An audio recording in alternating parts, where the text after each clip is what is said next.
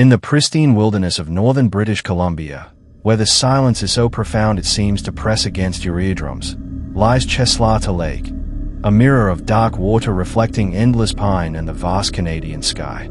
It's the kind of place where city dwellers come to escape the noise of modern life, to reconnect with something primal and peaceful. But in the summer of 1990, this tranquil sanctuary became the backdrop for one of Canada's most haunting unsolved mysteries, a case that would leave investigators baffled and families shattered, their questions echoing across the water like stones skipped into an abyss that offers no answers. The story begins on July 15, 1990, when four university friends from Vancouver decided to embark on what they called their last hurrah camping trip before graduating and entering the adult world. Sarah Chen, a pre-med student with dreams of becoming a pediatric surgeon, had organized the expedition with a meticulous attention to detail that made her professors confident she would excel in medicine. Michael Thompson, studying forestry, knew these woods better than most, having spent summers working for the Provincial Park Service.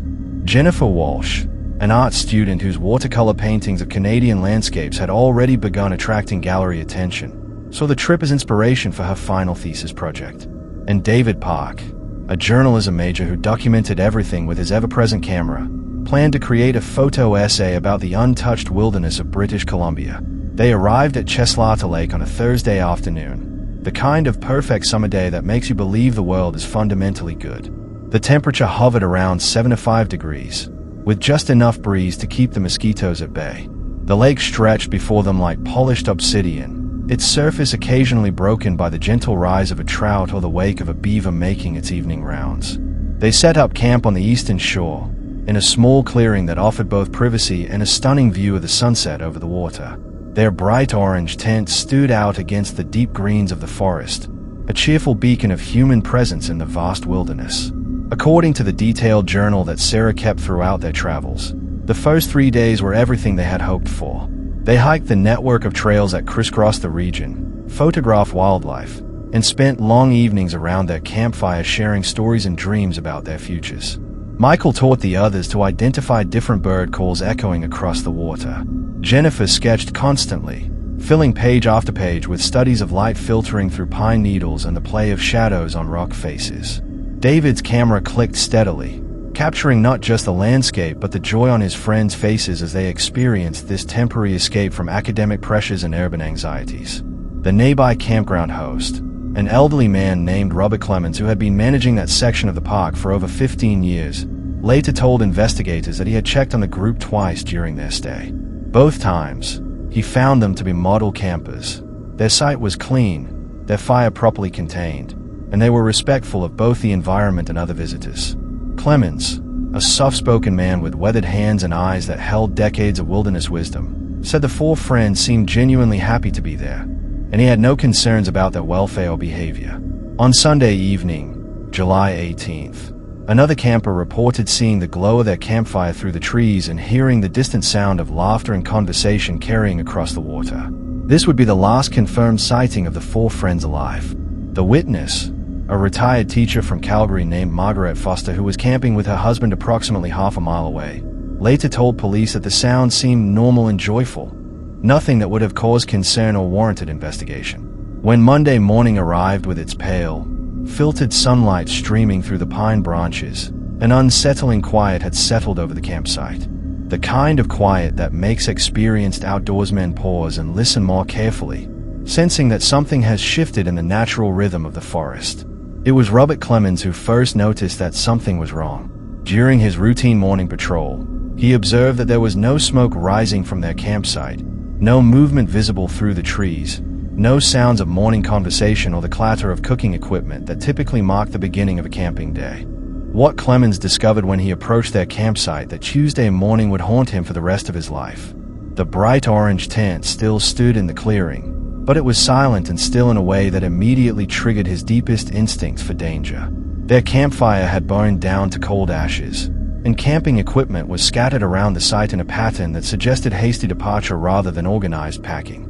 Most unsettling of all, their car remained parked at the nearby trailhead, keys still in the ignition, wallets and identification cards still locked in the glove compartment. The Royal Canadian Mounted Police were called at 10:30 a.m. on July 19th. Constable James McLeod, a 20-year veteran of wilderness law enforcement, arrived within the hour along with 2 additional officers and a search dog team. What they found at the campsite painted a picture that defied easy explanation. The tent contained all 4 sleeping bags, still arranged as if their occupants had simply vanished in the middle of the night. Personal belongings remained undisturbed. Sarah's medical textbooks were stacked neatly beside her backpack. Michael's forestry equipment was properly secured. Jennifer's art supplies were organized exactly as an artist would leave them, and David's camera equipment appeared untouched. But it was the details that made no sense that would come to define this case. 4 bowls sat around the extinguished campfire, each containing the dried remnants of what appeared to be a half-finished meal. Coffee cups were positioned as if their drinkers had simply stood up mid-conversation and walked away. Most puzzling of all, the food supplies remained complete and untouched by wildlife, unusual in an area where bears, raccoons, and other scavengers were known to investigate any campsite for potential meals. The initial search focused on the immediate area around Cheslatta Lake, operating on the assumption that the 4 friends had perhaps decided on an impromptu night hike and become lost or injured in the darkness. Search and rescue teams combed the shoreline and surrounding forest, following every trail, checking every possible location where 4 young people might have encountered trouble. Helicopters circled overhead, their rotors echoing off the water and rocky cliffs as they searched for any sign of orange clothing or equipment that might indicate where the missing campers had gone. As the search expanded beyond the immediate vicinity of the lake, investigators began to uncover details that deepened rather than resolved the mystery. Tracking dogs, typically reliable in wilderness environments, seemed confused and agitated around the campsite. They would begin following what appeared to be a scent trail, only to circle back repeatedly to the same spot near the tent, whining and refusing to continue in any particular direction. The lead dog handler, a man with over 30 years of experience in search and rescue operations, later described the animal's behavior as unlike anything he had encountered in his career. The weather during the time period when the 4 friends disappeared had been ideal. Clear skies, warm temperatures, no storms or unusual conditions that might have created dangerous situations or disoriented experienced campers. Michael Thompson's wilderness skills were well documented. He had spent 3 summers guiding hiking groups through far more challenging terrain than the relatively gentle trails around Cheslatta Lake.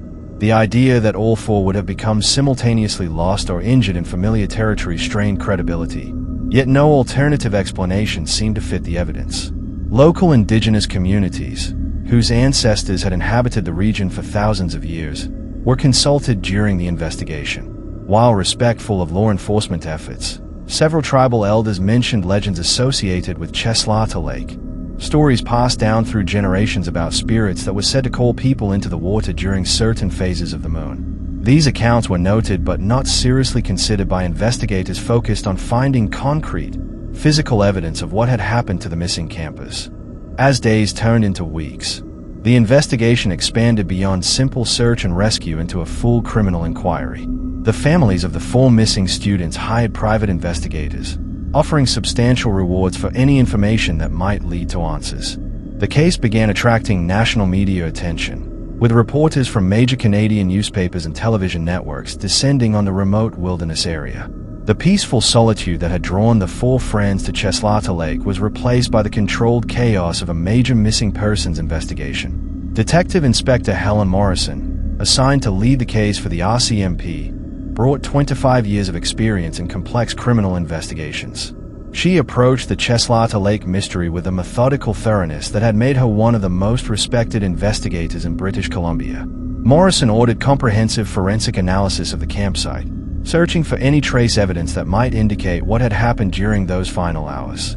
Every item in the tent was catalogued and examined, every surface dusted for fingerprints, every piece of fabric tested for foreign DNA or other microscopic clues.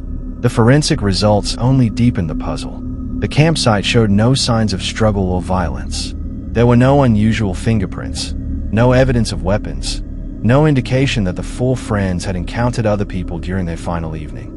The remnants of their last meal tested negative for any foreign substances or toxins that might have caused disorientation or unconsciousness. Their personal belongings showed no signs of having been searched or disturbed by human hands, ruling out robbery as a motive for any potential foul play. Most intriguingly, Detailed analysis of the ground around the campsite revealed footprints from all 4 missing individuals leading away from the tent in the direction of the lake shore. But these tracks simply ended approximately 20 feet from the water's edge, on a stretch of rocky ground that showed no further traces of their passage. It was as if 4 people had walked toward the lake in the middle of the night, and then simply ceased to exist. The families of the missing students struggled to comprehend how 4 responsible, intelligent young adults could vanish so completely from what should have been a safe, familiar environment. Sarah's parents, both medical professionals themselves, flew in from Vancouver and spent weeks at the lake, walking the same trails their daughter had explored, trying to understand what could have drawn her away from the safety of the campsite. Michael's father, a veteran outdoorsman who had taught his son wilderness survival skills from childhood, examined every aspect of the terrain, searching for natural hazards or geographic features that might explain the disappearance. Jennifer's mother, an artist like her daughter, found herself drawn repeatedly to the shoreline where the footprints ended. She would stand for hours staring across the dark water, trying to imagine what her daughter might have seen or heard that would cause her to leave the safety of the tent in the middle of the night. David's family contributed his photography equipment to the investigation, hoping that analyzing his final photographs might reveal some clue about their activities or state of mind during those last days at the lake. The investigation expanded to include interviews with everyone who had been in the area during the time period when the 4 friends disappeared. Other campers, park employees, local residents, and even people who had simply driven through the region were questioned about anything unusual they might have observed. A detailed timeline was constructed, accounting for every known movement and activity of the missing student from the moment they arrived at Cheslatta Lake until the discovery of their abandoned campsite. One interview that particularly intrigued investigators came from a local resident named Thomas Clearwater, a member of the nearby First Nations community who worked as a fishing guide on the lake. Clearwater reported that on the night the 4 students disappeared, he had been returning from a late fishing expedition when he noticed what appeared to be lights moving across the water near their campsite. When pressed for details, he described the lights as unlike anything he had seen before, not the steady beam of flashlights or the flickering glow of a campfire, but something that seemed to pulse and move in patterns that defied explanation. Clearwater's account was treated seriously because of his reputation for reliability and his intimate knowledge of the lake and its normal nighttime conditions. However, no physical evidence could be found to corroborate his observations, and no other witnesses reported seeing similar phenomena. The mysterious lights joined the growing list of unexplained elements surrounding the case, adding another layer of complexity to an already baffling investigation. 6 weeks into the investigation, the search area was expanded to cover over 100 square miles of wilderness surrounding Cheslatta Lake. Professional search teams were supplemented by volunteer groups organized by the families, creating the largest missing person search operation in British Columbia's history. Aircraft equipped with thermal imaging cameras swept the region repeatedly, looking for any heat signature that might indicate survivors of, grimly, remains. Ground teams with specialized equipment combed through dense forest, rocky ravines, and marshy areas where bodies might have been concealed by natural processes. The underwater search of Cheslatta Lake itself proved particularly challenging. The lake reached depths of over 200 feet in some areas, with underwater terrain that included submerged logs, rocky ledges, and areas of soft sediment that could potentially conceal evidence. Professional dive teams spent weeks methodically exploring the underwater environment, particularly focusing on the area near where the footprints had ended. Side-scan sonar equipment was brought in to create detailed maps of the lake bottom, searching for any anomalies that might indicate human remains or discarded evidence. During this phase of the investigation, divers discovered what initially appeared to be a significant clue: a piece of orange fabric caught on a submerged branch approximately 50 feet from shore, in an area roughly consistent with where the missing students' footprints had terminated. The fabric was carefully retrieved and sent for forensic analysis, raising hopes that this might provide the first concrete evidence of what had happened to the 4 friends. However, laboratory results proved disappointing. While the fabric was indeed the same shade and material as the missing students' tent, it showed signs of extended underwater exposure that suggested it had been submerged for significantly longer than the few weeks since their disappearance. Further investigation revealed that the fabric likely came from camping equipment abandoned by previous visitors to the lake, possibly years earlier. The discovery served as a reminder of how wilderness environments can preserve and move materials in ways that complicate forensic investigations. As autumn approached and the search operation continued without success, investigators began exploring more unconventional theories about what might have happened at Cheslatta Lake. Psychological profiles were developed for each of the missing students, looking for any indication of mental health issues, financial problems, or personal conflicts that might have motivated a planned disappearance. Detailed background checks were conducted, examining their social media activity, phone records, and academic performance for any signs of stress or unusual behavior preceding their camping trip. The psychological profiles painted a picture of 4 well-adjusted young adults with bright futures and strong family relationships. Sarah Chen had been accepted to medical school and was engaged to be married to her longtime boyfriend, who had remained in Vancouver during the camping trip. Michael Thompson had already secured a position with the Provincial Forestry Service beginning after graduation. Jennifer Walsh had received a scholarship for graduate study in fine arts, and her paintings were scheduled for exhibition at a prestigious Vancouver gallery. David Park had been offered an internship with a major Canadian news magazine and was excited about launching his journalism career. None of the 4 had significant debts, criminal records, or documented mental health issues that might suggest a motive for voluntary disappearance. Their social media posts from the camping trip showed genuine enthusiasm and happiness about their wilderness experience.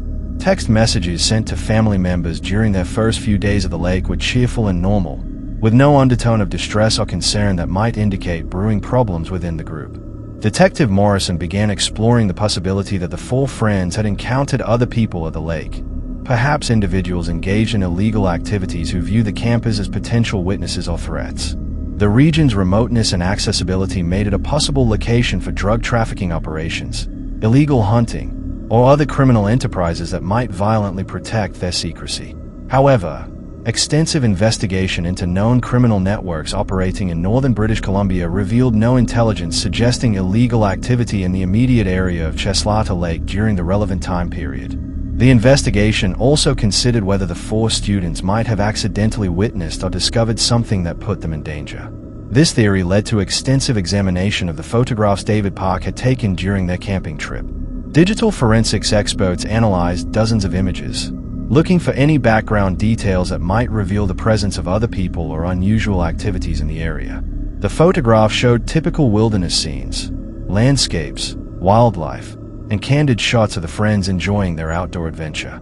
No human figures appeared in backgrounds, and no equipment or structures suggested the presence of other people in the vicinity. By winter, the active search operation had been scaled back, though the case remained open and under investigation. Snow covered the region around Cheslatta Lake, making further ground searches impossible until spring. The families of the missing students faced the agonizing reality that their loved ones had likely not survived, while simultaneously clinging to the hope that the absence of bodies meant the possibility of survival remained. The psychological toll on the families became increasingly evident as months passed without resolution. Sarah's parents established a scholarship fund in their daughter's name at the University of British Columbia Medical School, while continuing to pressure authorities to maintain active investigation of her disappearance. Michael's family worked with park services to improve safety protocols and communication systems for remote camping areas, hoping to prevent similar tragedies. Jennifer's mother channeled her grief into completing and exhibiting her daughter's final paintings, creating a memorial exhibition that traveled throughout British Columbia. David's family lobbied for enhanced search and rescue capabilities in remote wilderness areas, arguing that better resources might have led to different outcomes. The first anniversary of the disappearance brought renewed media attention to the case and a comprehensive review of the investigation by RCMP headquarters. Independent experts were brought in to examine all evidence and investigative procedures, looking for any overlooked clues or alternative approaches that might yield new leads. The review confirmed that the original investigation had been thorough and professional, but it also highlighted the fundamental challenge posed by the complete absence of physical evidence indicating what had happened to the 4 missing students. During this review process, investigators discovered an intriguing historical pattern that had not been previously identified. Research into the records of the Regional Park Service revealed that Cheslatta Lake had been the site of 3 other unexplained disappearances over the previous 30 years. In each case, campers or hikers had vanished without trace, leaving behind personal belongings and no clear indication of what had caused their disappearance. While the cases had been investigated individually, no one had previously identified the common location as a potential connecting factor. The earlier cases had received less attention because they involved smaller groups or individual hikers, and had occurred during periods when communication technology and search capabilities were less advanced than in 1990. However, the pattern of abandoned campsites with undisturbed personal belongings was remarkably consistent across all the incidents. In each case, footprints or other traces had led toward the lake and then simply terminated, as if the missing individuals had been absorbed by the water or the surrounding forest. This historical pattern led investigators to consult with experts in unusual disappearance phenomena, including researchers who had studied similar cases in other wilderness areas around the world. Some of these experts suggested that certain geographic locations seemed to be associated with higher rates of unexplained disappearances, though no scientific consensus existed about what might cause such patterns. Theories ranged from unusual magnetic or gravitational anomalies to psychological factors that might cause disorientation in specific environments. Geological surveys of the Cheslatta Lake area were conducted, looking for underground cave systems, unstable ground conditions, or other natural features that might pose hidden dangers to campers. The surveys revealed that the lake occupied a depression created by ancient glacial activity, with bedrock formations that included some unusual mineral compositions. However, nothing was discovered that would explain how 4 people could simultaneously vanish without leaving any trace of their fate. Local indigenous knowledge keepers were consulted more extensively during this phase of the investigation, as their oral traditions might contain information about the lake's history that could provide context for the disappearances. These consultations revealed that Cheslatta Lake had indeed been considered a spiritually significant and potentially dangerous location by several tribal groups. Traditional stories warned against camping near the water during certain times of year, particularly during late summer when the 4 students had disappeared.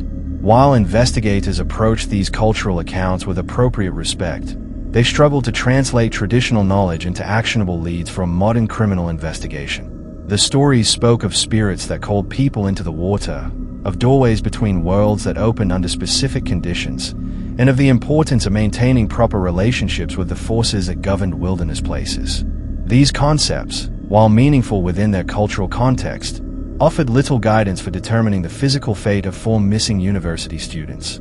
As the 2nd anniversary of the disappearance approached, the investigation faced the reality that conventional law enforcement methods had been exhausted without producing answers. The case file contained thousands of pages of reports, interviews, and forensic analyses, but the central mystery remained as impenetrable as ever. 4 young people had walked away from their campsite toward Cheslatta Lake on a summer night in 1990 and had never been seen again, leaving behind no explanation for their fate and no closure for their families. Detective Morrison, who had devoted 2 years of her career to the case, prepared a final comprehensive report that honestly acknowledged the investigation's limitations while preserving all evidence for potential future developments. The report detailed every avenue that had been explored, every theory that had been considered, and every piece of evidence that had been analyzed. It stood as a testament to thorough police work while simultaneously documenting one of Canada's most baffling unsolved mysteries.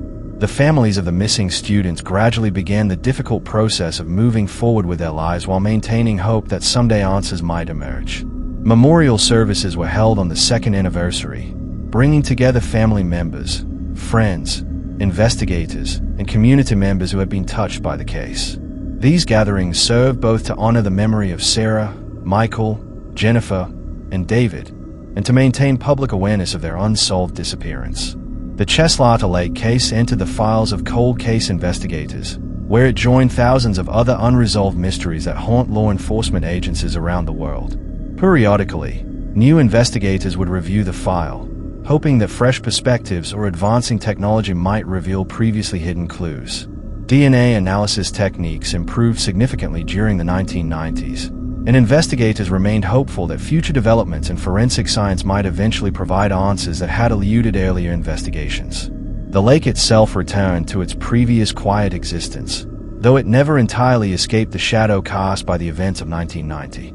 Camping at Cheslatta Lake continued, but visitors often came with knowledge of the mystery, adding an element of unease to what had once been simply a peaceful wilderness destination. Park rangers routinely encountered campers who asked about the disappearance, and the story became part of the unofficial folklore associated with the region. On calm summer evenings, when the lake surface reflects the surrounding forest like a perfect mirror, it's easy to imagine four young friends sitting around their campfire, talking about their dreams for the future and enjoying their final adventure together before entering adult life.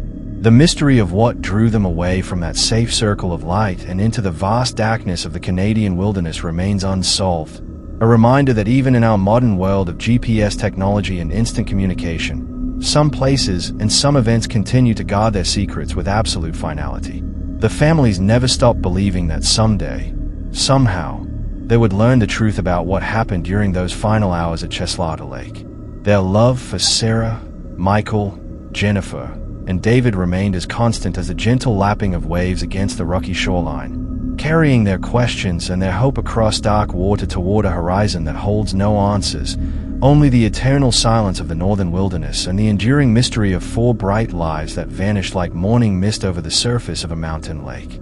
In the end, Cheslatta Lake keeps its secrets as securely as it holds its dark, cold water, leaving those who remember the four missing students to find what peace they can in the knowledge that somewhere in the vast Canadian wilderness, their story continues, waiting perhaps for time itself to reveal what human investigation could never uncover.